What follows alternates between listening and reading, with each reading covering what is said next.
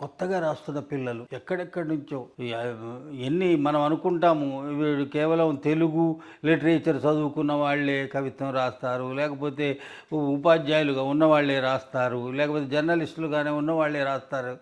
అలా కాకుండా social media వచ్చిన తర్వాత అనేక రంగాల నుంచి లేబర్ పనిలో ఉన్నవాళ్ళు, వాచ్మెన్లుగా ఉన్నవాళ్ళు, మెకానికులు, గృహిణులు, ఇక మీరు ఏ ఏ రంగం అయితే మనం దీన్ని సాహిత్యం వైపుకు వీళ్ళు రాలేదు, వీళ్ళు టచ్ చేయరు అనుకుంటామో అటువంటి రంగాల నుంచి కూడా వచ్చి సోషల్ మీడియా రాస్తున్న వాళ్ళని 2012లో ఆగస్టులో కవి సంగమం పోయిటరీ ఫెస్టివల్. మరి దానికి ఒక కొత్త మన దగ్గర సాహిత్య సభలు అంటే మన దగ్గర ఉన్న పెద్దవాళ్ళని పిలుచుకొని ముఖ్య అతిథిని పెడతాం. అప్పుడు ఏం చేశాను, అంతకుముందే నాకు బయటికి వెళ్ళినప్పుడు పరిచయమైన బెంగాలీ కవి మేజర్ పోయిట్ సుబోధ్ సర్కార్ని ఆహ్వానించాము.